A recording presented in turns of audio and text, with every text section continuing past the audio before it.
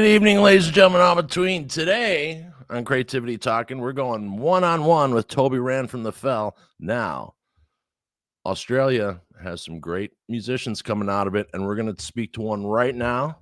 Ladies and gentlemen, Toby Rand of the Fell. How you doing, buddy? Air clap, everyone. Air clap. I'm good. I'm good, mate. I think we were just talking before. You pointed out that I'm actually in a garage right now, so everything's rock and roll. So it's absolutely, man. If you've never played, if you are a musician and you haven't played in a garage or a basement, you are not a real musician. No, you're not. You're not. I know. And so it's full circle, mate. So I'm glad you caught me in this moment. So thank you. Absolutely. So when I was in a local band here, so there's this a song called American Song back from the like 60s, Sugar. Yeah. Well, that was the same garage that we practiced in. Oh, right. There you go. So it was really cool. One car garage, and all the rafter meats were filled with empty beer cans from, your dad'll never know, like, so. Yeah, that's awesome. When they had to redo the garage, we got a call from Dave's dad. He's like, "You guys, I found like 400." Well, like you take him to get the money returned, don't you? Take him down to the tip and get them over here. Now, what was really cool, we got a sound complaint from 4 blocks away. Yep. And so the cops come over, and he's like, "You guys, 4 blocks." We're like, 4 blocks. We're like, yeah, that's awesome. Next year we're going to go 5. I mean, exactly. I grew up with 2 older brothers that played in rock and roll bands, and our house was converted into the house in the neighborhood. With one of our friends, and so it was always the after parties at our house. The converting everything into some sort of studio or rock and roll place. It was awesome, mate. Yeah. Love it. So a half hour after that one cop, the one time for the 4 block, he comes back and we're like, we turned it down. He goes, no. He goes, there's an apartment complex down the way. They tore up all the carpet. Oh, he found a soundproofing. Freaking awesome. That's like, awesome, but that's the way it should be, mate. Because you and I can testify to this. Those rock and roll days are few and far between for these young kids. So you want to encourage garage bands. You want to encourage, kids to rock and roll, man. Like play it loud, get it, Yeah, like my neighbor, he's in one of these. His son's in one of these band camps that they do. These, rock schools. Yeah. And he's like, yeah, this week he's going to be doing a couple of Talkin tunes, and he just did, a couple of GNR songs. Like, all right, so I go grab him. I'm like, hey, have you played on a drum kit yet? Because I have a drum right next to me, electronic one. He goes, no. I said, well, if you want to be a better guitar player, learn to play the drums. Just, whatever you can learn. Yeah. The more, just a simple, I'm like, don't worry about playing Rush or whatever. I'm like, if you play Back in Black, just learn how to learning how the timing goes, because then you won't get into arguments with the bass player and the drummer when you understand what's going on, So exactly. Because you know what guitarists are like. I mean, are you a guitarist? No, I was actually a singer. Okay. Yep. But I wound up playing the drums because the drummer was always late. Yeah.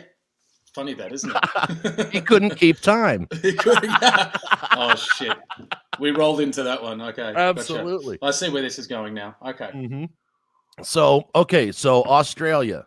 Yes, what was it like for you growing up as a kid? What were what was the thing that oh? Yeah, well, it was so let's just picture the 80s was when I kind of started getting my first cassette tapes, and my 2 older brothers were in starting high school, and they started playing music at home. My brother Tim used to build manufacture guitar amps and PA speakers and all that kind of stuff. So I was always around it.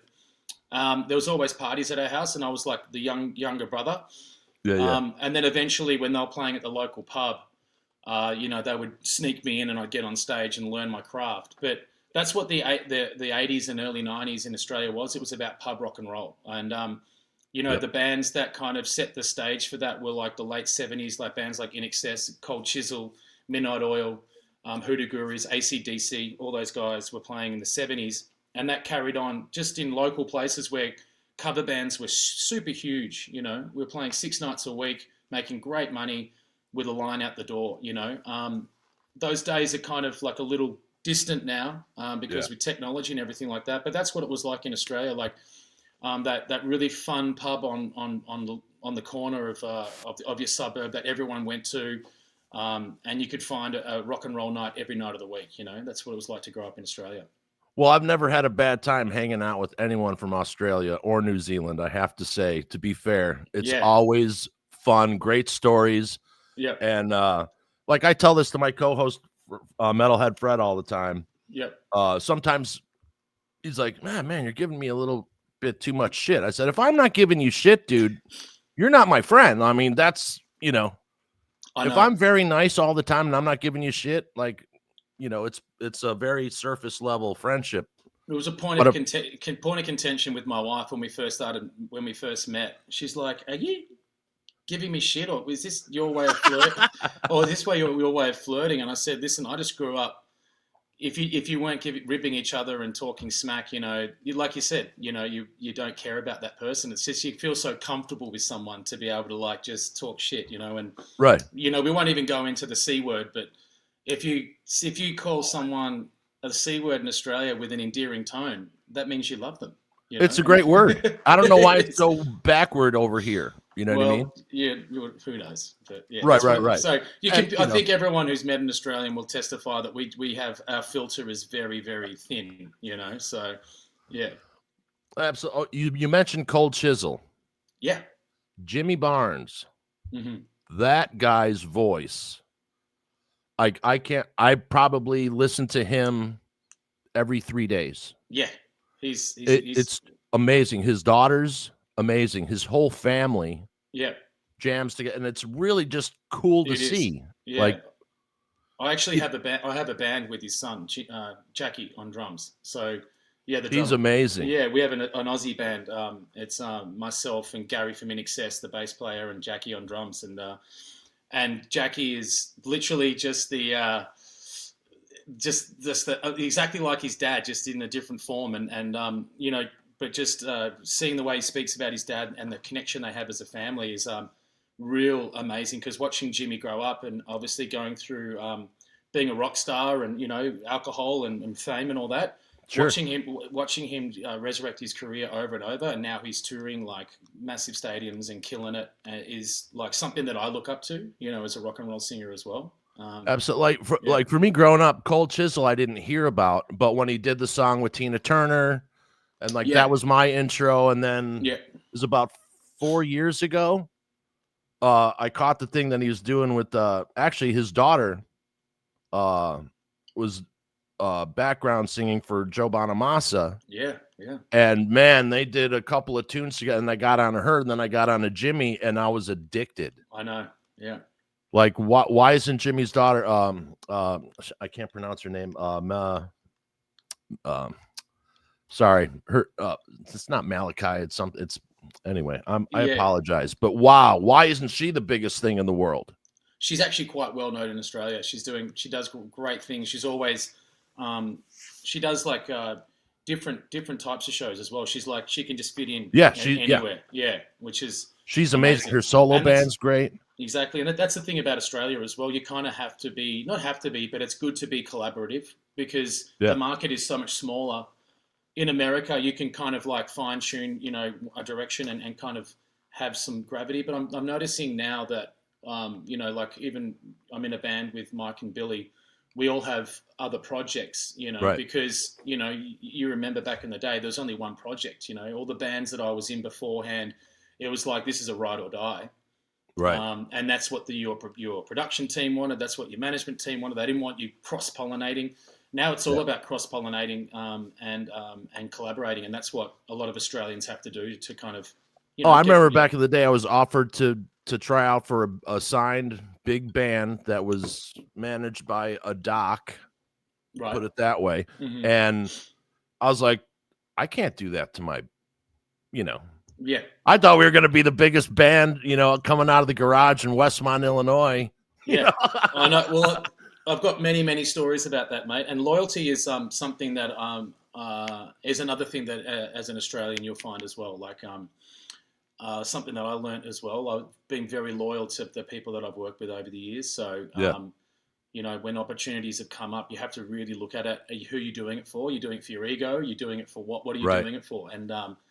and who you're going to hurt along the way, But in the end, you do have to look up for number one, but there's a way to do it in the right way. So Sure. Like I come from, after I was trained as an audio engineer from the guy who won 5 Grammys with the Eagles, Eddie fantastic. Mashal. Wow. Yeah. So, and then it was also television. I wound up doing special effects and tour consulting. Yeah.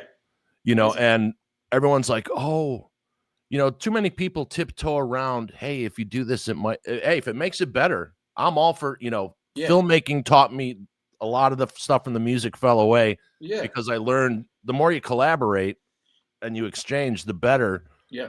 Whatever it is that makes it even this much better is worth whatever argument or time you have to take in order to everyone to get it. Yeah. Yeah. Which leads to me, someone who's taught me a lot about doing things better as well is Mike, the guitarist in our band, The Fell. The way that his diligence to like recording and working on the music and fine tuning and not being afraid to kind of like, even tell Billy like, maybe we should try this and tell me, like I think you can, I love being in this band where everyone's at the top of their game and there's no kind of ego saying, just there's no ego in this one at all. Which is everyone knows their role. Yeah, real joy, so and it's a real joy. And the more that we spend time together, the more that we actually feel, more buddies and more friends, but also with a purpose. It's really enjoyable. Yeah. It's interesting. Was it Cheryl Manson is that her name?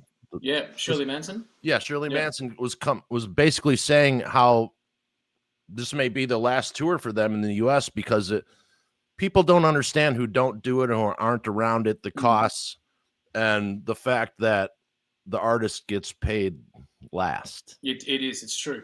It really is true. In a society where it's me first, like that whole concept is, but like I also write books and like, oh, how much did you get for that book? I'm like, you have to write it first to get paid. Yeah, that's true. And you're like, I know, and it's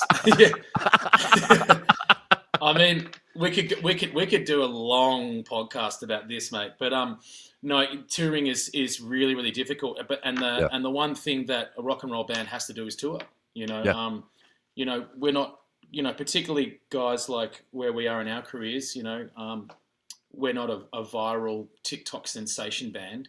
Right. We're like where we write music and we have to we want to put it on and showcase the talent that we have because that's what we've done for the last 25, 30 years. Billy a little bit longer than that, as you know. Yeah. Well, Billy, I mean, he's just amazing. And the amount of work that guy does. Yeah. I mean, like I'll watch his Facebook feed and I get tired. I'm only 56. Yeah. I get tired watching all his, he's here, he's in Japan, he's doing this, he's at I'll tell you a little secret that Billy has. When he takes a moment to himself, he enjoys it. Because when we're shooting the video for Killswitch, or when we did some live recordings in Toronto. I think it last month. The year's escaping me. When we weren't doing stuff, he switches into he shuts down. He just it's almost like he switches off and that's his way. A lot of us do it now our own different ways. Yeah. And that's probably when he does his posting as well. When he's just being able to, right? It's his zen moment, and then he can just fuck it all off because, and all three of us and Nick on drums as well. We have we're pretty high intensity kind of guys. Mm-hmm. Mike is very very active. He's up early, goes to bed late. I'm kind of up early, go to bed late. My energy is always on the tipping point. There's some sort of diagnosis that I haven't had yet. I'm just trying to work out. My wife tells me all the time. My wife tells me all the time. She goes, "You got something," and I said, "It's cunt, isn't it?" And pardon my language. Oh, no worries here. Yeah, but that's we're in a band like that. Then you can hear it in the music. The music is. I think you might have only heard 2 or 3 tracks. But it's pretty high energy, and it kind of replicates who we are as people as well. And last year for Billy was a huge year as his 2 major projects that he was doing wound down with Mr. Big and then Winery Dogs, of course. Yeah. So when this came out, I was very excited. And Good. it's something that really he usually doesn't, it's different for him. It is. It is. And And I was this, so excited that it yeah, was different for, I was like, yes. I know, and it is because, and then we've had a few feedback from like people that we trust in the industry, and they're like, there is essence of Mr. Big, and I'm like, well, there's gonna be because the sound's gonna follow Billy around, Um, I didn't really nerd out on Mr. Big back in the day, I kind of discovered them later, so my songwriting hasn't been tainted by Billy's career too much. It's Yeah. been now it is because I'm working with him. Sure. And which is I think is more the purity of it for me anyway. And Mike is obviously a huge Van Halen fan.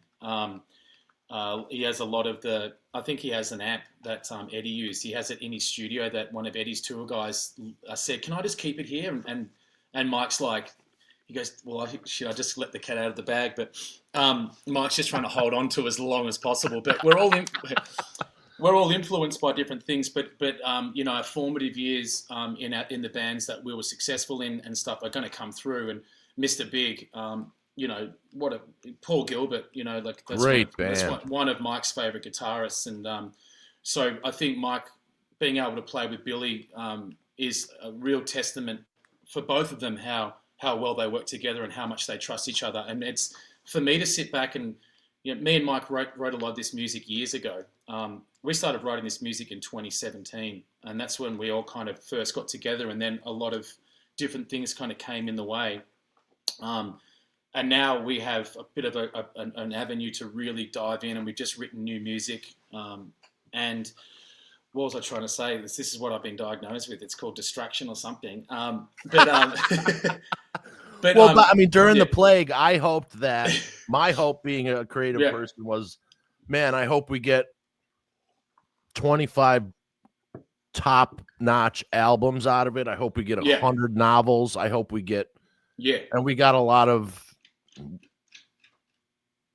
oddness. Yes, we did, and and I was hoping that like, and it seems like okay, the good people stayed good. The people on the fence, I hope, would go to the good side, but they went to the dark side. The dark side, I love it. And it was just like, man, here's the time for everyone to be cool to each other, like to And it was just an odd time. It was, but the best thing were all the musicians doing these collaborations online. Exactly. And 2 weeks into it, this is the reason why we have the show. My brother suffered from PTSD from being in the military. He committed suicide. Oh, man. And so those viral videos that Billy and all these guys were doing, that was like, there was a bunch of us. That was our lifeline. Yeah. Like, oh, what possible, just, this is why we love music. It's that one glimmer of hope. Yeah. And you get an inside scoop into their life in real time. You're having a personal engagement. We did live streams at our place as well. When I was in Los Angeles, and I was connecting with all my Australian friends, and it worked. It helped me with my craft as well, and it was really. I actually really found the plague, as you put it, one of the most positive things for me, selfishly, because I felt like it allowed me to kind of get rid of a lot of baggage and focus on things like this. I think I wrote so much music, and now it's still things are coming to fruition. And this being probably one of the biggest and most positive projects, it's really fucking exciting. It's really cool. And many people. That's not the fucking plague, is it? No. So many people during that time left the rat race. Yeah. Like, it was interesting to see a lot of people realize, and like, hey, maybe these creative people don't have their heads up their asses. Right. They knew what it was going. They knew the whole time. Mm-hmm. They knew the whole time. They made, like a lot of my, musician friends, do they have mansions and everything? No, but you know what? They're happy. Yeah.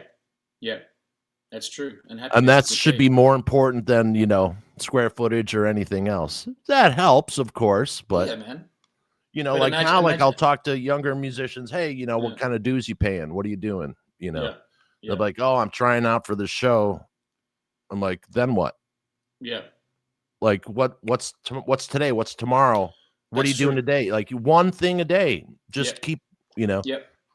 And And they don't have the thing that you had growing up and that I had growing up where you could play at a bar for 45-minute sets 4 times a night. yeah, true. That training ground is gone. It's definitely gone. Yeah. And And that's yeah. you can hear it.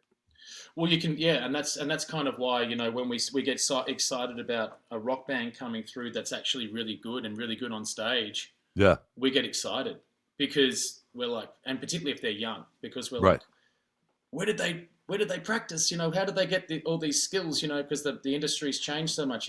Yeah. Particularly we talked about Australia earlier, like how many venues closed down. When I came to America in 2006, we were gigging all the time with original music, Yeah. up and down Sunset Strip, and then we'd so easily just could go West Coast runs, and then we could do tours, and then we're on, and that's all changed. Actually, it's Absolutely. 2000 and I think it was 2008 or something. I think it was, or 2007 maybe. That's the first time I actually saw Billy play live. The Cat House or the Cat Club on Sunset Strip, Yep. Been there where many times. the window would go up and the drummer's ass would be standing at the window, and you'd be like, oh, that's fucking Billy Sheehan, like with who could have been early Bissonette or anyone. It could have been anyone up Yeah. there, and fast forward to now where we're just dreaming of rock venues being like that. It's a bit weird. It's a bit trippy. Yeah, a lot of them have closed down, but now some are opening. Yep. We got new places like the Salt Shed here in Chicago just Yeah. opened up here on the river. And, it's just amazing now that you can go into a small bar and the sound is great. The Yeah. lighting, well, you know what I mean? The lighting is great. They have Yeah, a yeah. stage. You can see, Mhm. like they're getting it. Yeah. It costs less, but people don't understand it also costs more. Prices have doubled on the trucks. Mm-hmm. A lot of the guys during the plague just retired. Yeah. True. And so now you have a lack of higher end talent, or at least that knowledge base. Hopefully they shared it, Yeah.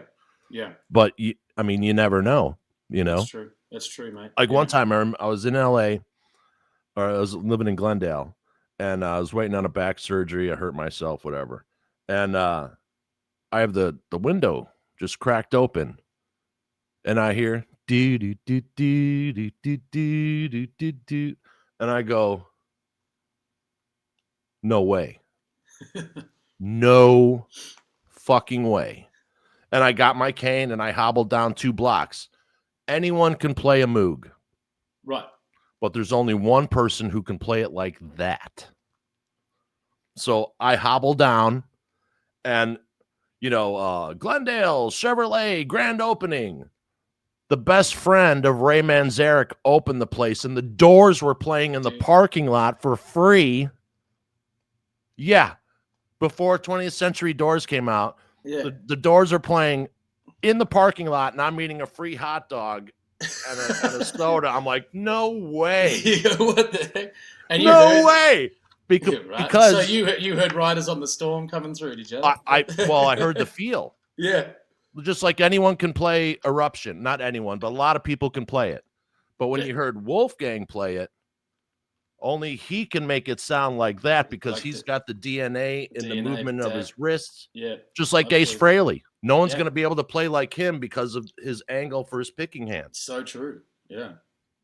And of course, we just lost Ace Frehley. Rest in space, Ace. Oh, no. Man. So we're discussing. Yeah. Jimmy Page, Eddie Van Halen, Ace Frehley. I got to go with Ace Frehley as being the most across the board influence. Wow. It's amazing because his legacy kind of gets overshadowed, obviously, because, because of the big personalities in the band. But every time I speak to a guitarist or a musician, they always say that he was the heart and soul of the whole situation. Absolutely. So that's I'm just watching a lot of my mates just kind of like, it's been another shit year, hasn't it? Losing important people. Oh, just left and right. Yeah, but and he was relatively young. You know, 74. yeah, he's Billy's like a little younger. So that's kind of we don't want that to be happening. And Yeah, we want it. and like Yeah, when I was talking to Rudy Sarzo, I was like, yeah, we went and saw him at a Bratfest. It was like 98 degrees out. mm, Humidity was, 100 and gross. It was just nasty. It was ball sack outside. And Rudy's up and up on stage, it's a little hotter. yeah, And I can't even imagine, like, I would think at some point the insurance companies are going to go, hey, you know what? There is an age issue happening, and maybe you got to play in the winter yeah. Wow. just to take that. And I'm not discounting any. I'm hoping that no one gets hurt or falls down or gets sick because of the heat. Yeah, yeah, that's true. Because you can testify what it does to you. It gets it's pretty unbearable. We've done some summer festivals or whatever, and it's like you know they forget to put a shading on the stage, and it's like just bearing down. And if you're an afternoon act, you're fucked. So Yeah, which is the case. and But it could take you days to recover from that. Then you got to yeah, show the next day maybe, and you're still exhausted no, from that's true.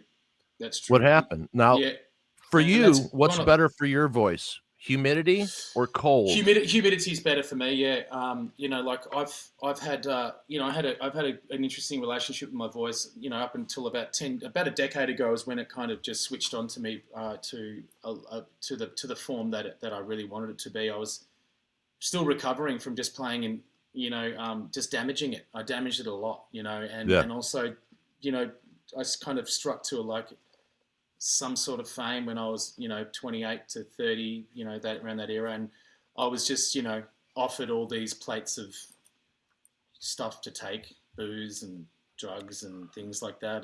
Yeah.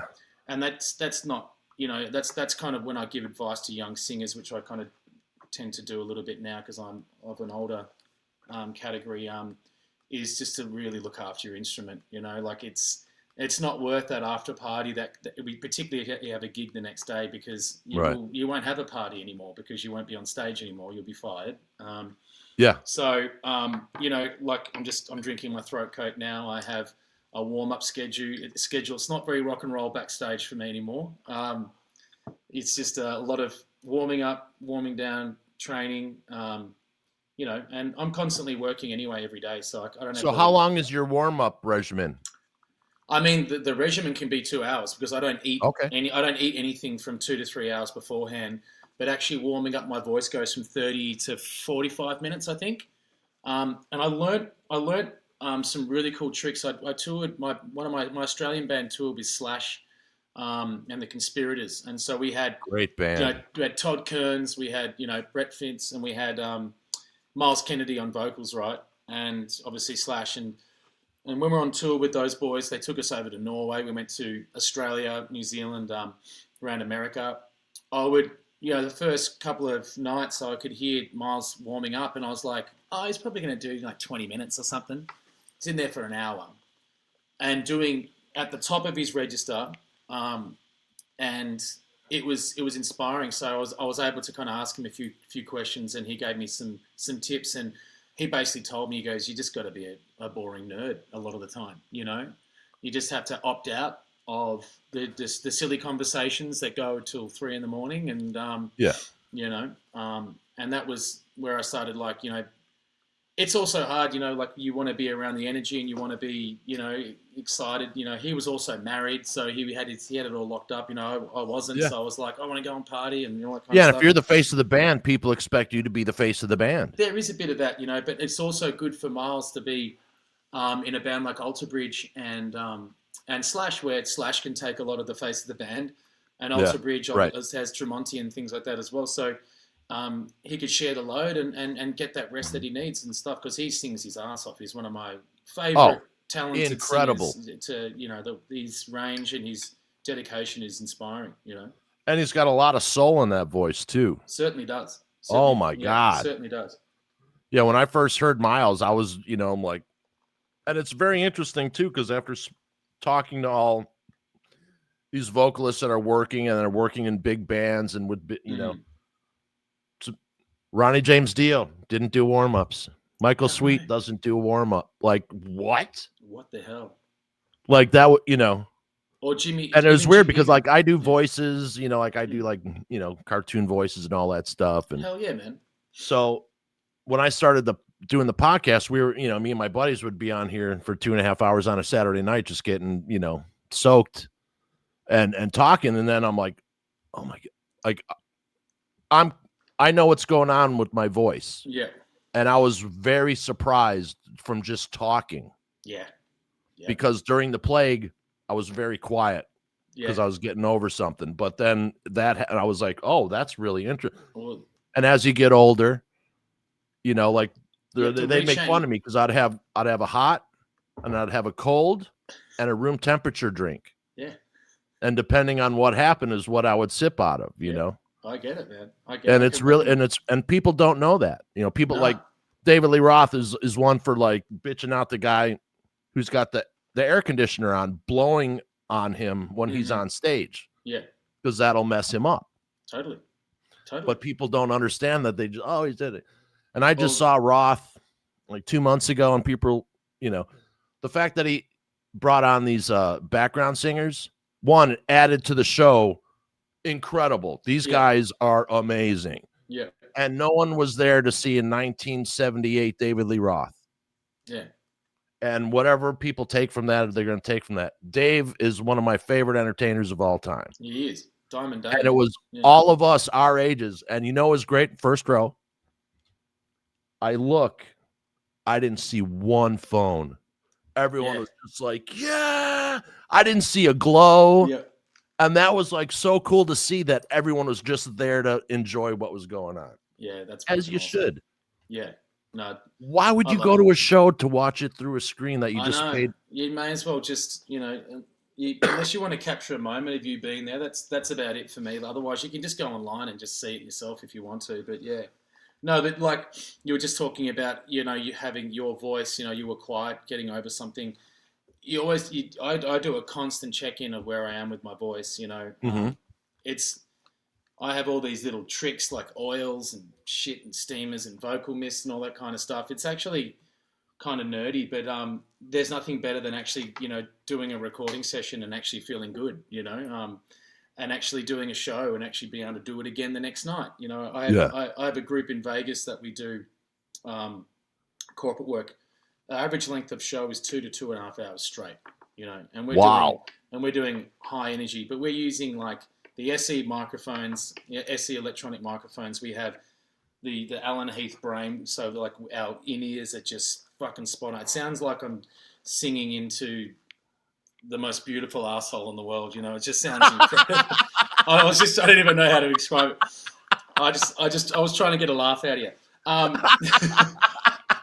But you know what I mean? It sounds so freaking good. Like I touch the microphone and I can hear myself, and now I'm not exuding too much pressure and too much energy. My diaphragm work is now top notch.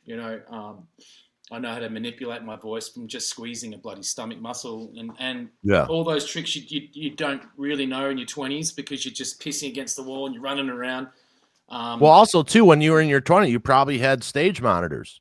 Yeah, and you didn't have the in-ears, which that may not be true. What's coming out in front of you? Yeah, exactly. And we had, and that's why I got nodules, and so I actually had to have surgery, and that was devastating. But it was because of working with, we call them fallbacks in Australia, but working with them every night and telling the sound guy, "Can you just turn it down?" He goes, "If I turn it down, the drums are going to be fucking like, And I'm like, well, how do I help figure it out? Yeah. So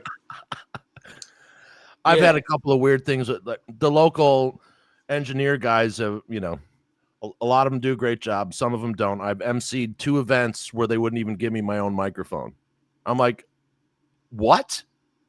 I'm not going to go to the keyboardist or the guitar. What if I hit a switch? What if I hit a pedal by accident and I fuck up? You know what I mean? Like, dude, just give me another microphone. Why am I having this argument? Are you a professional? Give me my own fucking mic. What's the deal?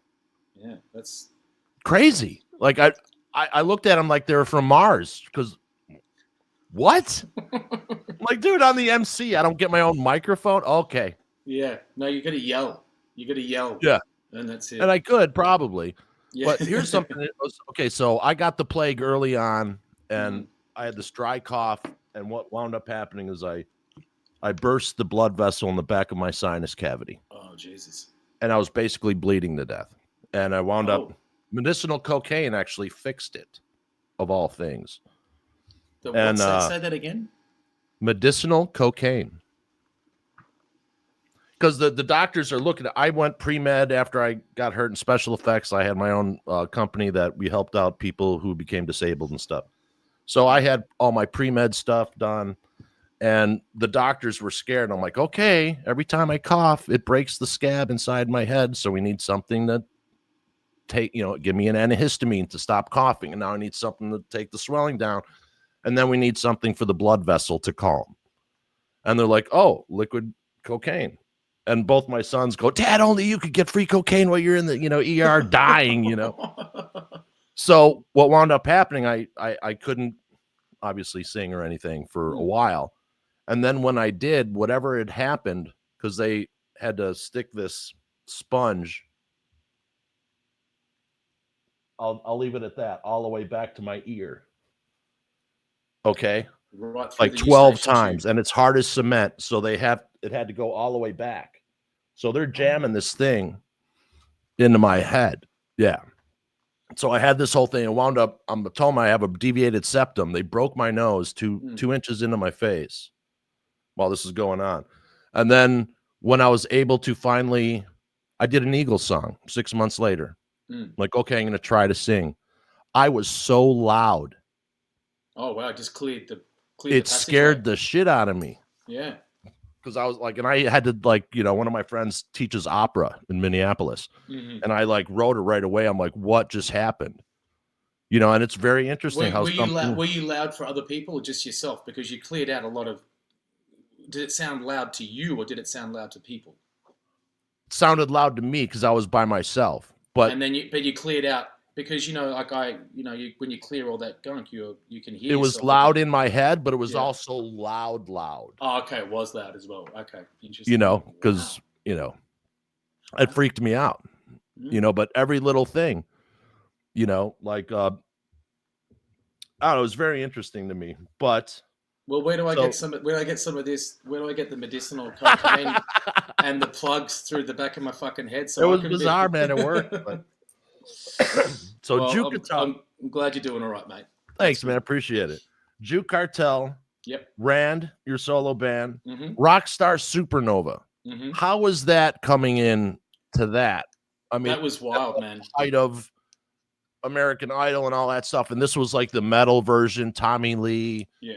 You Jason had all these. Newsted. What was that whole experience like? That was wild because they had the In Excess show the year before, Rockstar In Excess, which is the way they kicked it off, which was in Australia my band was doing quite well. Juke Cartel, we'd just been opening up the Taste of Chaos and Warped, and we did open up for like Nickelback and things like that. So we were like getting excited, and then we were watching the Rockstar In Excess show, and I'm like, my mates are like, shit, did you know about this? And I'm like, no, I would have auditioned, and then the next season came on, and I just auditioned for it and just kept on getting callbacks, and then before I knew it, I was in LA and having beers with Tommy Lee with the top 50 audition process, and I'm going, well, this is life changing, isn't it? And it was. I got to say, Mark Burnett is very hard to work with, because he's reality TV guy, so he's constantly trying to get clickbait and make sure that we're on the edge of our seat. But he created a fucking good show. It allowed me to work with people like Jason Newsted, Gilby, and Tommy Lee, and Dave Navarro. Even, Gilby Clarke's amazing. Yeah, Gilby was great. He was good. He was hard to get. He was very serious as well, and Jason Newsted was deeply serious, which I appreciated. But in the end, the show revolved around the antics of Tommy and and just kind of that kind of stuff. But That's for what me, sells. That's what people know. it is, and it was a lot of fun. I have nothing but good things about it. I think Lucas, who won, is still a dear friend of mine. I think that was the best way to go for that band, and luckily my band got a deal with Sanctuary, with Carl Stubner and that team as well. So we went on the road with them, and then which led to going on the road with Slash, which led to me staying in America and having a career and just being happy. Yeah. There's been iterations of like not going so well, but like you said before, like it's not about having Rolls Royces and things like that. It's being a working artist, and that's Right. I don't think I've ever worked more in my life than I have been the last decade, and it's been really rewarding. Really Like stoked. local musicians here in Chicago, I'll talk to them and they're like, yeah, I want to play. I'm not going to play cover tunes. I'm just going to go out and play originals. I said, do you want to be a working musician or do you want to play in your garage? Mm-hmm. Because right now, if you're not a known quantity, who's going to let you play your originals? Yeah, yeah. And back in the day, it's kind of weird. Now people are forced to do what they used to do, Yeah. but in a much limited. But some of these guys they're making great money doing the It is. the cover stuff. But It is, man. Like I said, I have a Vegas group. Guys from Australian guitarist. We have a bass player from a band called Lifehouse, and we have like this super group kind of thing in Vegas, and we do corporate work, and it's just so much fun.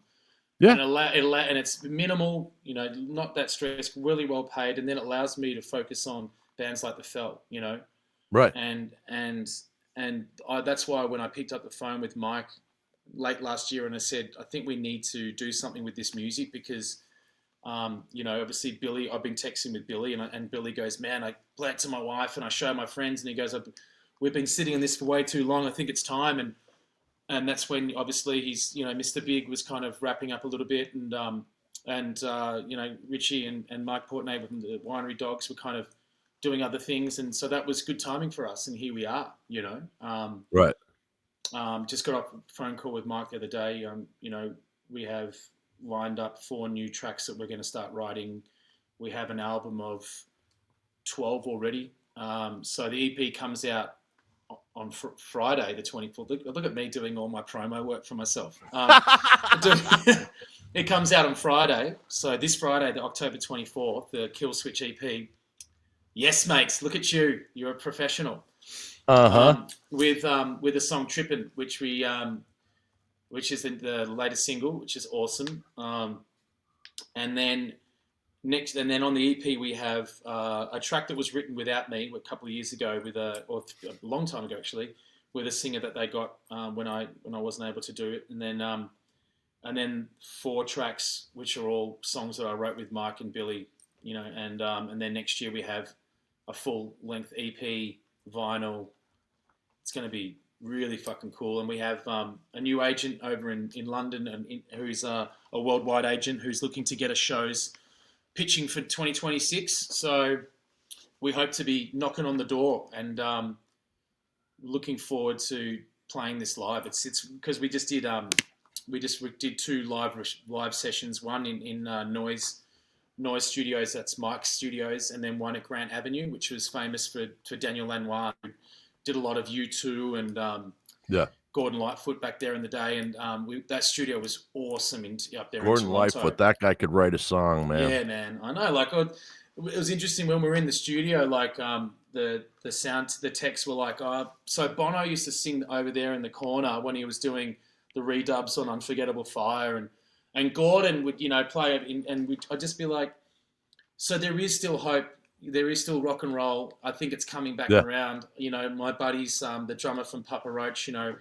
Tony, he was, whenever I hung out with him not that long ago, they're now touring their asses off. All these bands that had a little bit of downtime, and now you're seeing them everywhere, So there's a real big hope for rock and roll. I think you were mentioning it before. I think the resurrection is here.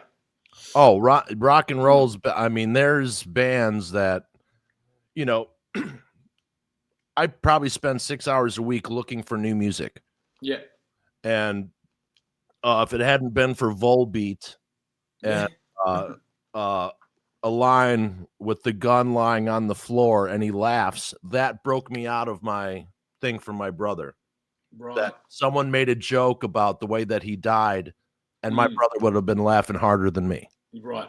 Right. And like, so I was it just like opened up like a and then my love for music came back. And then I That's started amazing. searching for all these bands, and man, Gene Simmons was wrong. No, sir, rock and roll is not dead. Yeah. And so I'll find these bands, some if they have 12 followers and they're kick ass, Fucking I don't awesome. care how many followers they have. Yeah. You know, one of those bands is now opening up, you know, they got a world tour coming out, you know, and Wings of Steel. Wings of Steel. What a fucking Unbelievable. name. Yeah, these guys are great. Yes. Young guys, great music, Love it. you know, but all these other bands, you know, like you know, my friend Wicked Smile from Australia and his son or daughter Cassidy Parrish, she's got a new album coming out. So it's cool to see all these guys that people wouldn't talk to. Yeah. There's a lot of great stuff out there. Talk to them. You know what I mean? This is how music now, the music business works. Yeah. There's no promotion for anybody we're anymore. Going to be a community. The community's got to be strong. You know, my wife is in a rock and roll band herself. Oh, right on. Yeah, and then she's a Jamaican. She's a Jamaican rock singer. Well, she's an American Jamaican, but right on. Her band is like, you know, they love the Buzzcocks and the Pixies. Oh, the and Buzzcocks are like, great. She loves punk and I'm like, she's more punk than fucking I am, right? And which is awesome. But the thing is that we need to stick together, you know, like she's finding it a little bit tough at the moment, but like with gigs and stuff like that and getting the right money. Yeah. But the rock community has a chance now for everyone to get together and really, because I think it is statistically the fastest growing genre again. It's taking over country from what I read. Last year, guitar sales went up 56%. Amazing. Last year, women buying guitars surpassed guys. That's for the first time ever. I love that we know of. Okay.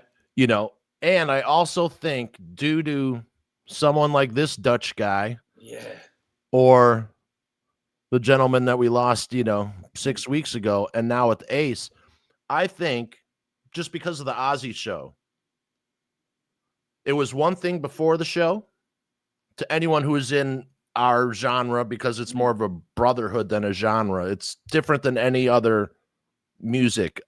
I think you don't have a bunch of classical people hanging out and like, you know, but it was different before the show. It was different the day of the show.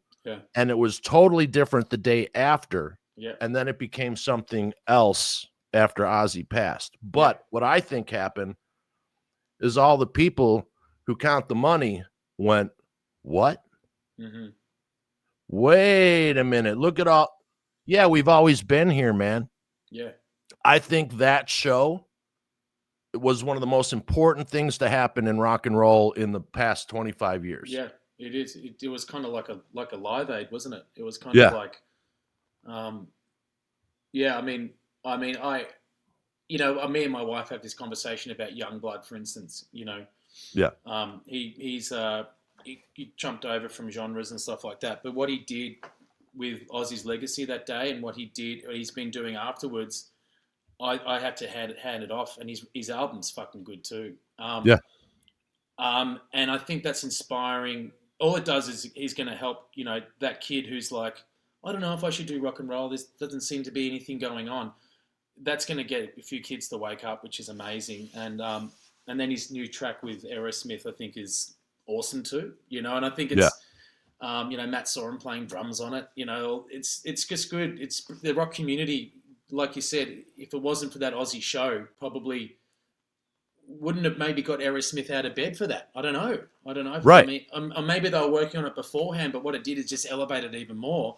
And it validated all of us. And just beautiful to see someone like Steven Tyler, who we thought was just gone, you know, being able to now use his voice in a different register and match it with a young dude, and Joe Perry sounds just like fucking Joe Perry, and we get to enjoy another record, you know. So good for us. Yeah. I once did a music video for Aerosmith, and we had to recreated a garbage dump, junkyard in the soundstage. Only in Los Angeles would you recreate a junkyard in a soundstage when you could actually go to a junkyard. Exactly. And there's many of them. But like, they were talking, Steve and Joe were talking, they're like, man, he goes, I feel sorry for these young bands. Like, he goes, we can afford the $2 million music video. Yeah. He's like, but these young, and we would talk about it as a crew guys all the time too, that, oh my God, how are they ever going to repay this? Yeah. Because we knew how the machine worked. And now people have almost no money for music videos.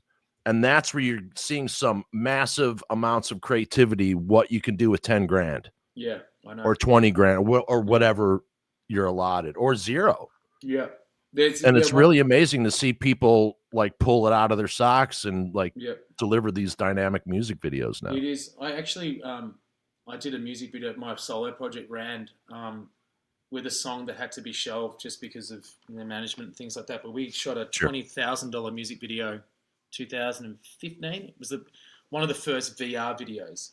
Yeah. And I still have to this day. I'm going to put it out posthumously, but I'm going to put out the music as well. It's pretty awesome. It's kind of Nine Inch Nail inspired industrial rock and roll. But the video was amazing, but it was done for 20 grand. And that was at a budget, Right. In 2007, with Duke Cartel, when we did it, one of our big singles, we shot in LA and in New York. It was $175,000 to shoot that video. And the money we got it from was from a record label that we were working with from Australia. And the owner of that record label ended up going to jail for laundering money. So he was using laundered money to pay for our music video. We were like living the dream. We're like flying. We're like, what? How are we flying fucking first class and shooting this video? And he's like, yeah, just do it. And he's this crazy dude.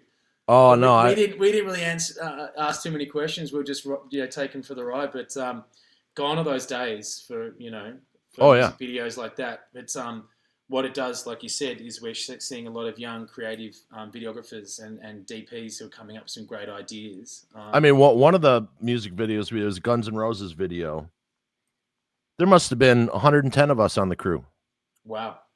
I was special effects. When was this? I got to be the guy. I got to basically get Sal Slash in his stance.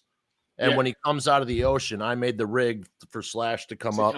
Well, was that Use Your Illusion? Was that one of the tracks? Was that 91? Not around 91, something like that? So 92-ish, so somewhere, 91, 92, because it was one of them, Yeah.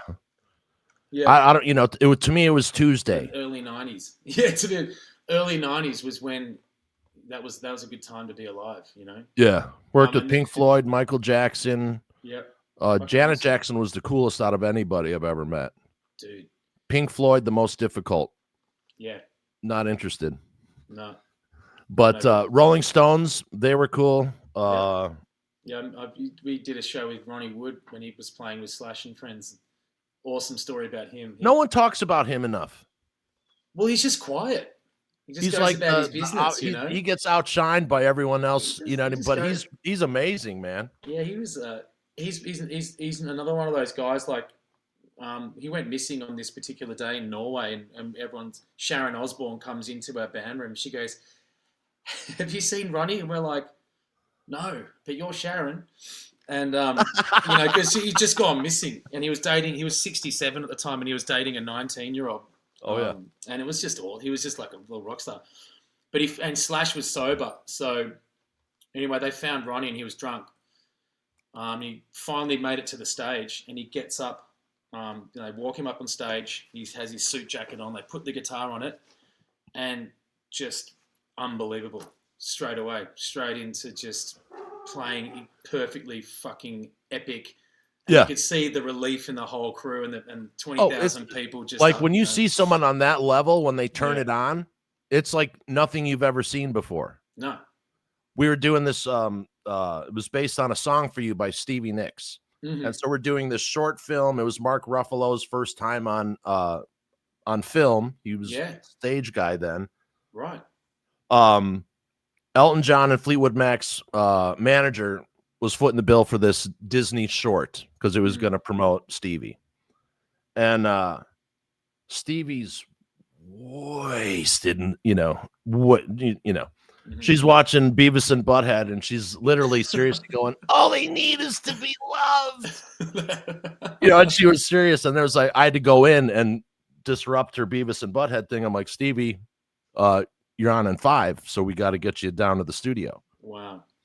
Took 3 of us to assist her. And I'm not making fun. No. I think Stevie Nicks is one of the best performers, She's one of the greatest of all time. Yeah. But a little unsteady. Yeah. Doing, whatever things was happening. Yeah. We put her in front of the microphone. They say action, and Stevie Nicks appeared. It was the weirdest. Like, she was legend in that one moment from being uneasy to now you're on. Yeah. It's just something that, amazing. My dad was a performer. My dad was a professional magician. And so I was a stage kid growing up. So I got the, yeah, you see these different little ingredients, and there's something to be said about legends, man. Well, they're magicians, aren't they? That's exactly it, man. It is. It's magic.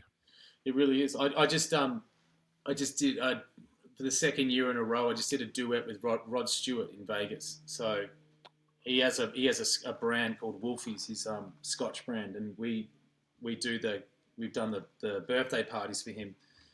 And he remembered me this year. It was like a couple of weeks ago at Caesars, and he gets on stage, and he was just drinking after a show.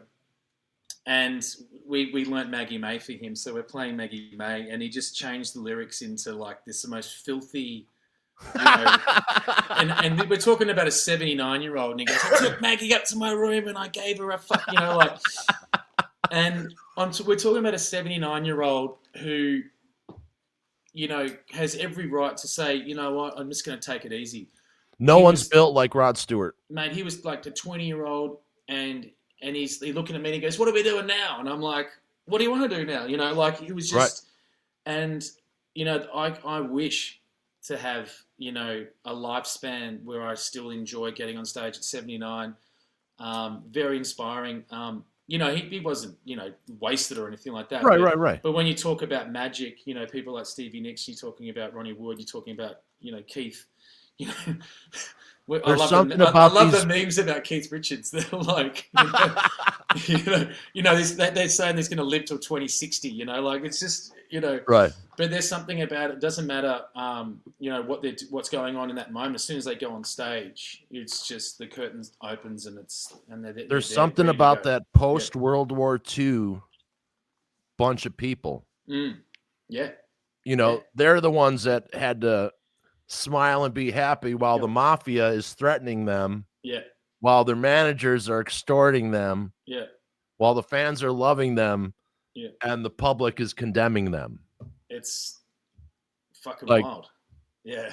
Yeah. And is social media any different? No, they're just in the ether talking shit. He's in the ether, exactly. And then stars like them don't even bother with that shit. So it's just ingrained in, isn't it? That's really well put. I'm going to remember you. That's a very well put quote that you just put there. I never looked at it that way. That's really great.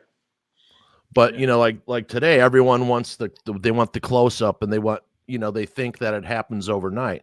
Yeah. One of the performers we talk to all the time, Cassandra Carson from Paralandra, one of the best female vocalists out right now, in my opinion. Yeah. And everyone's like, wow, all of a sudden overnight. No. That overnight took 12 years. Yeah. Like totally. People, this overnight sensation thing, that doesn't happen. No. Yeah. Very rarely. But it's also nice that you have all these young kids who know how to play technically. Yep. But I think they need to stop watching YouTube after a while. No, it's you got to put it into action, and that's one of the things that I'm very fortunate that I get to play live music a lot, I was talking to my buddy, he's an Australian guy, he's over and he just came over from Australia again, he's an actor and we find ourselves sometimes complaining about something, but we always have to do a check-in and go, thank fuck we're doing it though. Right. sometimes if things, music is hard or whatever, or something's going wrong, I'm like, do you know what? I wouldn't have it any other way because I'm actually doing something that I love. Not many people get to do that. So, Right. very, very grateful, And which, and it's interesting too because people go, "Oh, well, enjoy your success of what just came out," and you're like, "Well, what just came out, I did 2.5 years ago. I know. I'm 3 albums later, Yeah. with different, so they don't understand. The normies Yeah. don't understand the cycle, and Yeah. also with the business cycle, there's so many bands aging out now. Yeah. Yeah. The True. big bands, Eagle Level, that's 3 to 5 years business cycle. Yeah. After their cycle's done, they need someone to fill that space on stage. So they It's true. need to start developing these younger acts Yeah. or more established acts. Yeah. Give them more than one album and, give them 2, 3 before you start Exactly. giving them a little hard That's true. time. Yeah. Those bands are aging out. Yeah. Um, and I think maybe it could be us then. Like, let's get everyone to hear our fucking record. That'd be Oh, good. absolutely. Absolutely. Like this one guy I know, different genre. He's more in the hip hop area, but he's got a beautiful classical. He could be a crooner, Mhm. but he plays in a different genre. I'm like, hey, I said, why don't you start going? I go, these steakhouses pay $1,200 on a Friday for someone to sing Sinatra. Yeah. Why don't you go do that? And he's like, what? I said, dude, you need stage time. Yeah. And if you're worried, no one that listens to your regular music is going to be at the Steakhouse. steakhouses. Yeah. So there's no loss there. Like you can actually go and make your mistakes and Yeah. get your knocks in. Work on your craft. Yeah, because it's all relevant. It is, mate. You know what I Completely. mean? And like for instance, I lost my mind. Uh, Billy was playing with Tommy Aldridge.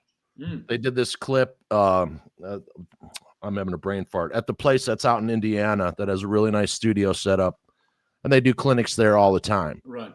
But wow, to see Tommy Aldridge with Billy blew my mind. Yeah. Yeah.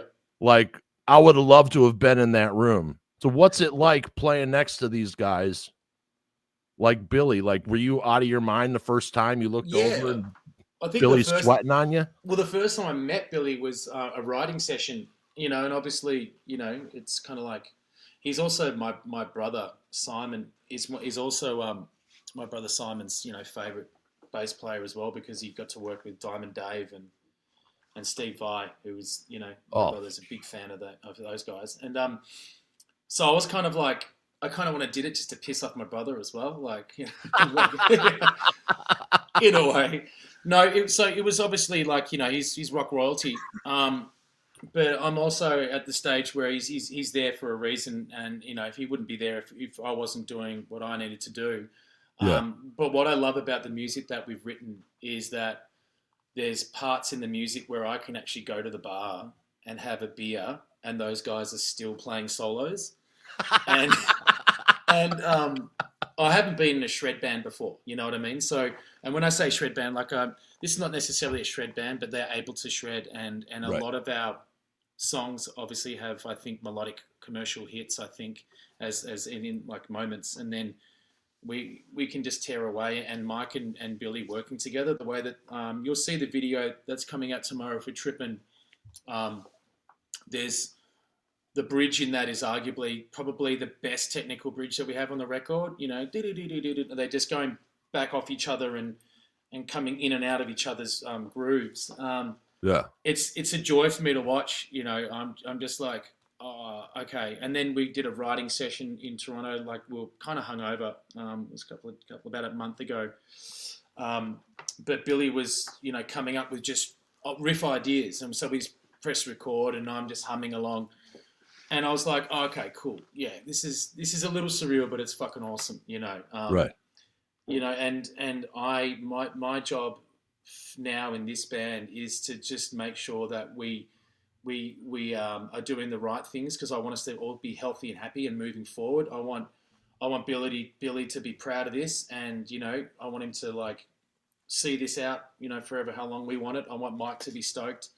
And and it's just really, really encouraging that we're doing a music that we're all stoked about, and I think we can all say, "Fuck yeah, I love working with that guy," So pretty Yeah. pumped. Yeah, man. I mean, anytime Billy, so you have Billy Sheehan on bass, Mike Krompass on guitar, correct? Oh yeah. And Nick, how do you say Nick's last name? I don't want to Nick mispronounce. Chiarore.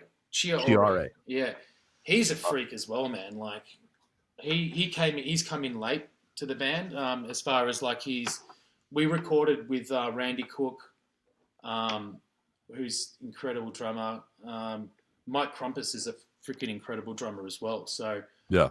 But Nick is incredible, and Nick was like, "Fuck, man, like Billy Sheehan jams with Ray Luzier, And I go, Nick, mate, let's just see what happens. And then literally Billy and Nick now, really a good admiration for each other, which was awesome. Yeah. It's a pretty tight band. I actually should probably pinch myself a little bit, I would. It's pretty. Yeah, I'm like, holy shit. Don't fuck this up, mate. No, and man. What's really interesting to me, because I grew up, my dad listened to a lot of jazz, so I got a lot of bootleg recordings from DJs who play jazz in Chicago radio, and like all these mix match people. And what's happening now with the what I call journeyman musicians, and there's 2 handfuls of them, and you're in that mix. Everyone's working with each other, and it's just making the music better. Yeah. Because you're pulling, people from different, populations of fans or whatever. And then, I didn't know about this guy. Well, dude, you didn't know about that guy. You got to listen to that. It's very reminiscent to me of the jazz scene in the 60s. Interesting. Yeah. Very true. It's very similar. A guy would pop up on stage, and then the world would be talking. Did you see that trumpet player? But yeah, I like that a lot. Yeah, that's what I was talking about earlier about the collaborative experience now. Like collaborations are very important. Yep. But one thing about this band is we're not holding each other back from doing other things. Right. But when we're doing a focused thing with the Fell, we give it as much time as we possibly can, and we make it very, very certain that we're doing it for the right reasons, and yeah, and that's another thing I bring up too, that people, like remember like our favorite bands, 6 years to the next album. Yeah. What? Yeah. Why would you do that? You know what I mean? Like I understand the business, and they wouldn't let them do it, and whatever, drugs, fame, women, marriage, kids. Yeah. But now, George Lynch puts out an album every 3 months. Michael Sweet puts out an album every 3 months. Joe Bonamassa has a different project per quarter. I know. Jimmy Barnes is always on something else, and he's doing this. He's back with Cold Chisel. He's doing that. Yeah. It's really cool to see that it's not left up to the bean counters anymore. No. The musicians are like, no, man, this is our deal. And if I don't feel good mentally, you know what? I'm not going on tour. Yeah. And that, to me, is one of the most important things. It is, and that's what happened when we first started the Fell years ago. I was doing my solo project, and I was like, "This is great. They're gonna serve each other." Right.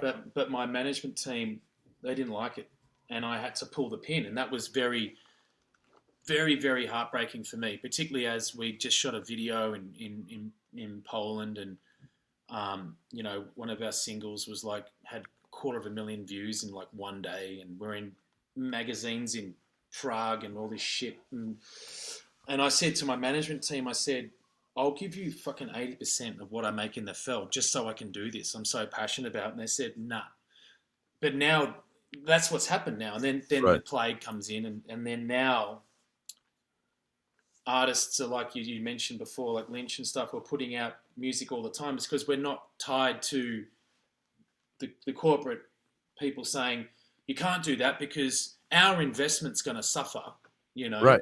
And we want to hold off and just put out one song, and then a record in 12 months, and then you're going to tour on that for 2 years. Right. Well, it doesn't fucking happen like that anymore. So, Right, and it's beautiful to see when someone people get together and like, okay, here's the album. Who wants it? Yeah. Takes all that out of it. Just Yeah. You guys don't know what the hell you're talking about, but we do because this is what we do for a living. It's Now, very, do you very want to true. sell it? Yeah. You know, and luckily, like another point before we go and do the reaction here Yeah. is I see a lot of artists, not necessarily from the genre that we're involved in, but other genres, taking the piss out of someone like Taylor Swift Hmm. and all these other. Hey, man, if someone's selling 1 million albums, that's good Yeah. for everybody. Even if you're not, connected in any way, that means music is selling. Yeah. When music stops, it's going to turn all AI, man, and that's what I I'm know. terrified of. I know. I know. I did a bit of a dive into some of these AI manufactured bands, and I'm like, Right. far out, man. It's wild, isn't it? Yeah. Um, yeah, no, I don't like it. So I think that supporting anything to do with real musicianship and creativity should always just be like, if it's not your cup of tea, it doesn't have to be. Right. As long as the youth are buying real art, Yeah. we don't want. It's like an artist who draws it and then someone takes a photo and sells the photograph. We don't want that. We want the actual. We want to buy it from the artist. Right. So yeah, Like luckily Warner Music has deep, deep, deep pockets yeah, because they're suing all these AI companies. yeah, Because what people don't realize, people are like, "Oh, AI, it's great." yeah. It's theft. Well, you know the Spotify terms and conditions, don't you? As soon as you upload if you're an independent artist and you don't have a proper record label deal with Spotify, Yeah. they can literally take your music in the terms and conditions and manufacture it into AI and reprocess it and sell it for whatever. I saw a big article on that, reading it literally this morning.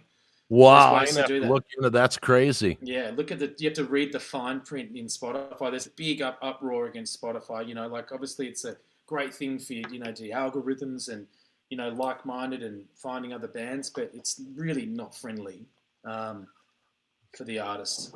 Yeah, when Karabi and Doug were on from the Dead Daisies, I Oh basically yeah, told the CEO from Spotify to get, yep.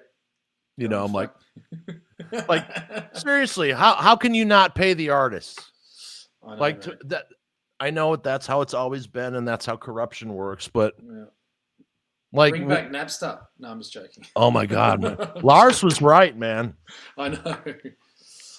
He was a visionary. I do like Karabi, by the way. I think he's Oh, he's fucking awesome. amazing. Yeah. The I band think that he had, Union, was yeah. fantastic. Arguably one of my favorite Motley records is Karabi, yeah. So Oh, yeah. absolutely. I think it's the best Motley Crue album. Yeah.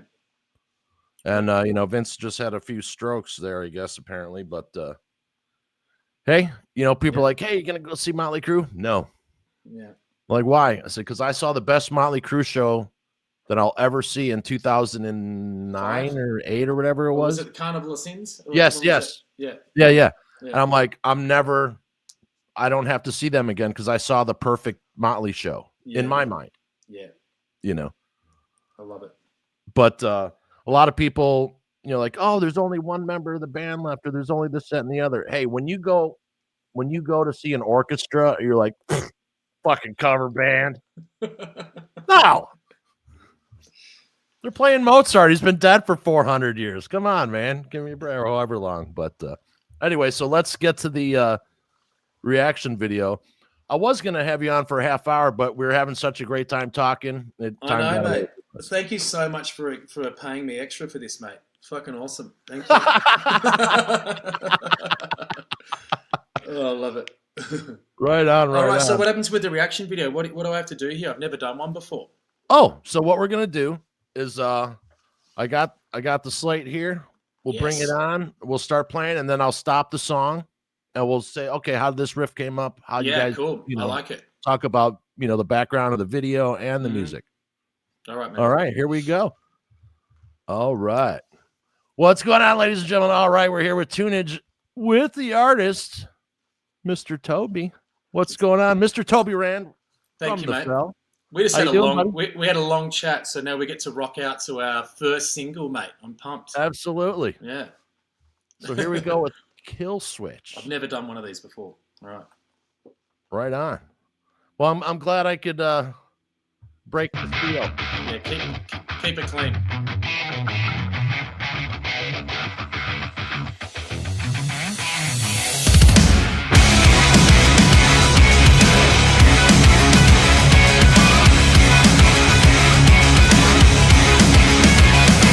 Lifetime ago, I would face my voices, echoing the void of my mind.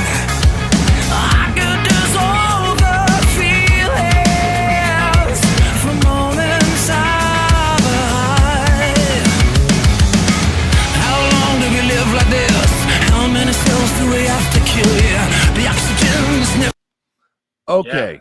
The second someone sees a baby blue bass, you know you're in for it. You know you're in for it. So where did you guys shoot this video? We shot this in Toronto at DC Studios, I think it is. It's a really great crew, actually. Pulled that together pretty quickly. Yeah, man, that was like I think it was the first time that the four of us had been together. So we shot that about 4 months ago, I think it was. Had an awesome couple of days there. We wrote some music, did some recording as well. I slept in the couch in the studio one night in the vocal booth. That's awesome. It was awesome, mate. Yeah. That's really, all part of it, man. And when we plugged in as well, so the amps were playing live to the track, so we could actually, feel the vibe coming through. It was awesome. Yeah. Totally thing to be. I mean, back in the day, everyone recorded in the same room. And that's why albums were able to be made in, a day and a half, 2 days or whatever. Yeah, totally. Yeah. But with the file sharing that goes on now and the fact that you got a nice combination thereof. Yeah, man. Well, we actually were able to do a lot of recording together, like just recently as well. So, yeah, man. But, that was a really fun shoot because it just felt really sexy. The girl that was in the video, we shot her afterwards and she, you got to have hot chicks in the video as well, man. So that's what's absolutely about. That's rock and roll. And the catacomb that she's walking through, is that at that studio or is that? No, that's like we found like an industrial site. The Killswitch is kind of like the inner monologue for it's battling your own demons and eventually you just got to pull the pin and just get on with life and you can build up your own fortress, but you got to let it all in, let it all out, and that's kind of rock and roll as well, man. So yeah. Yeah, and one of the things that helped me out in my own kill switch, so to speak, you can only do what you can do. You can't do any more that you can do. And once I got that in my brain, okay, quit punishing myself. And the other thing is let go or be dragged. Yeah, very, very good, mate. When it sleeps in the shape of my loneliness, I have built my own fortress, and I locked it down with a kill switch.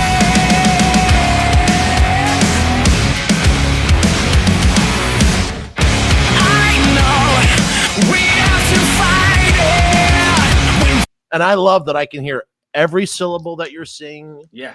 Every word that you're saying, I can hear. Hell yeah, dude. Because a lot of times now you can't. I know. Some of the people that I learned that from about pushing my voice up front because when I was in bands in the back in the day, it was always about cranking the guitars and all that shit. Tommy Lee said to me, he goes, "You don't need so much effect on your voice. Make sure it's up front." Billy said on a lot of these when we're getting some of the mixes worked out, he goes, "I want to hear Toby more." Slash used to say that a lot, and these are guys who are like drummers, guitarists, bass players, and they were saying, "Mate, if we don't have the vocal, what we're doing is not going to be complimented as well." So it was really nice to have this mix. Mike actually mixed this record as well. Oh, right on. Really, and he's really great with working with my voice. We've worked together on so much stuff that he knows who I am, and I'm so glad that you noticed that. Yeah, I love hearing the diction and yeah, man. Because a lot of times, what happens, like everything's in a meatloaf mix. Yeah, not the band Meatloaf, but it's in a big burger of mix of mud. Yeah, yeah. And there's spatial awareness here. Everything has its place. Like when we were kids and we'd listen to the headphones, and you'd hear that one sound coming on this speaker, or you'd hear, all that's so important.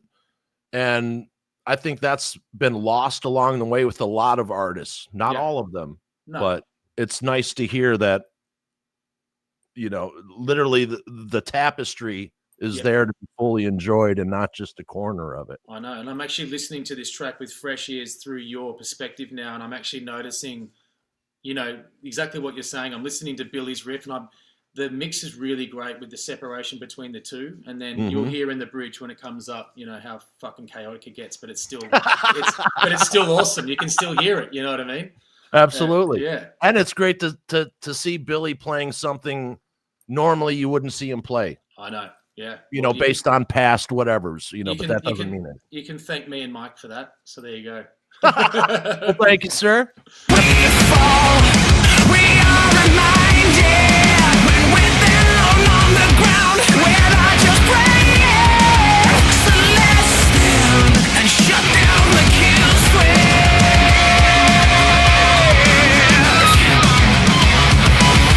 Broke down cause I needed a fix. Last month's rent was a counterfeit. I'm never lonely when I'm on the fly. Out of the shadow, I'm a stranger to the light. I have built my own fort. See, that string hit, you wouldn't have heard that in other mixes of other bands. You heard the one ding, you would never hear that. Yeah, right. Yep. Trust, locked it down with a kill switch.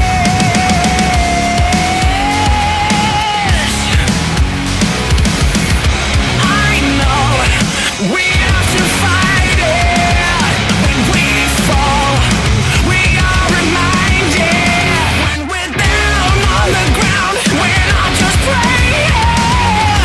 Let's stand and shut down the kill switch. Shut down, shut down, shut down the kill switch. Shut down, shut down, shut down the kill switch.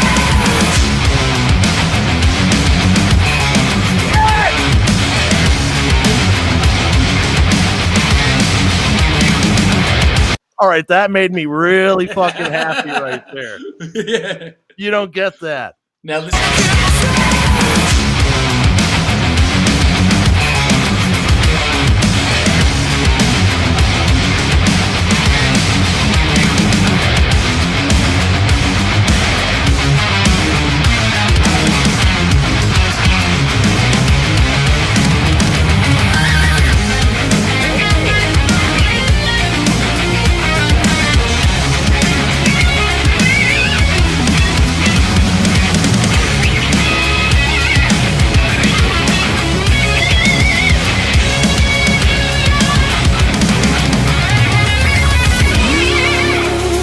Sounds like coarse flanger. That's a really interesting effect he has on the lead there. I'm telling you right now, Mike Krompass is one of the best guitarists. It's wild. He at 9 o'clock in the morning, he'll go, "This nice," just without even warming up. I'm like, this motherfucker. He has enough pedals as well that he could build a house of pedals, because people just throw pedals at him, but he always diverts to this particular pink Strat, and he's something else. And watching them, like I said earlier, watching them together, I can just chill. I'm just like, this is actually happening, It's awesome. Yeah, that was beautiful, that breakdown there that was happening. Yeah. You don't hear that type. So to hear that's another thing that's happening lately after the plague, is you're hearing new sounds now. Yeah. Like everyone thought everything was that could be done had been done. Right. No, not at all. New sounds, and that's what gets me excited. Every time I hear a new sound, I'm like, oh my God. Like sometimes I don't even remember the band name. I'm like, whatever, listen. Yeah. I've been blind for so long.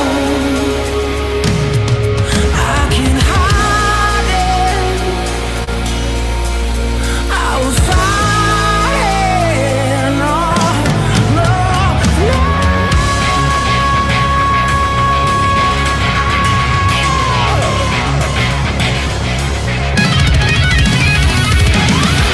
I know we have to fight.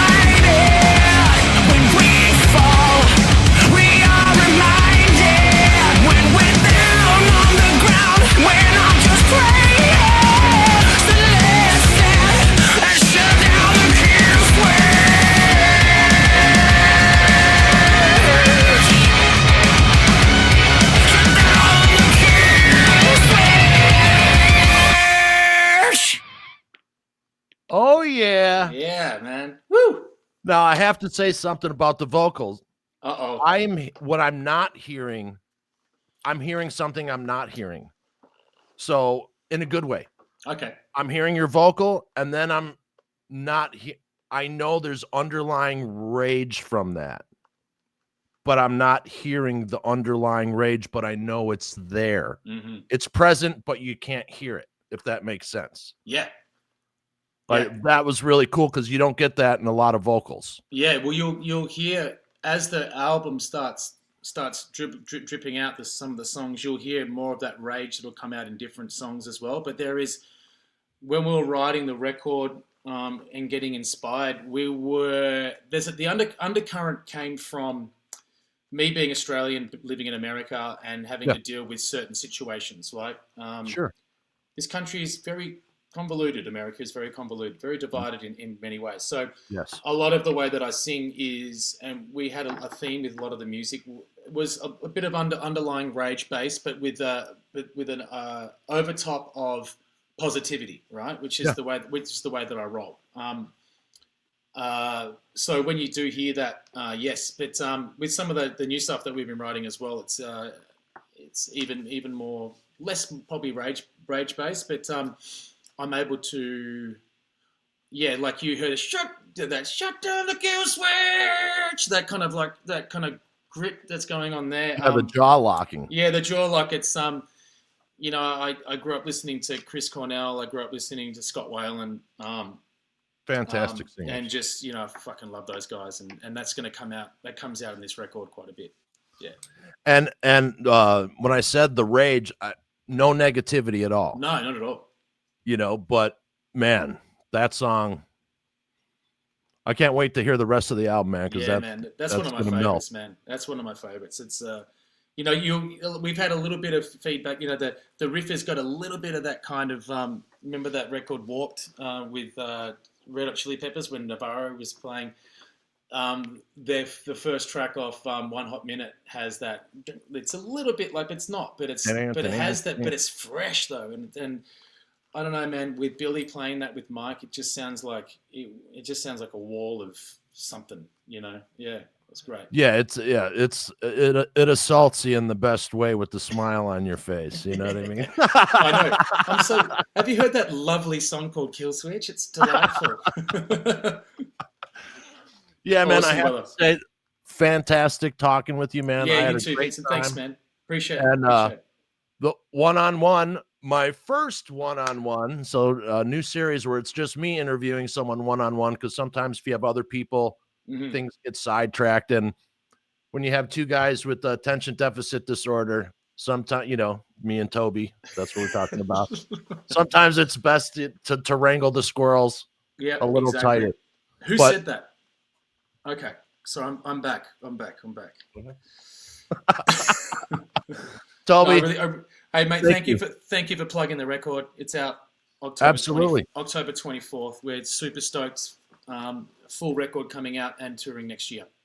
Right on. And everyone go buy this album. Buy physical product. That's the best way to support artists. Don't do downloads. Man. Buy physical product, merchandise. Yep. That's how they get to do what they do. And I'm going to be in Vegas soon, so I'll reach out through your PR guy. And you got me, man. Yeah, hit me up, mate. Look forward to spending time with you. Absolutely. Toby. Yeah, man. Toby ran from the fell. Thank you, sir. Have a great one, and we'll see you guys next time. All right, brother. Thank you so much, mate. On Creativity Talking. Horns up. Woo. Take care.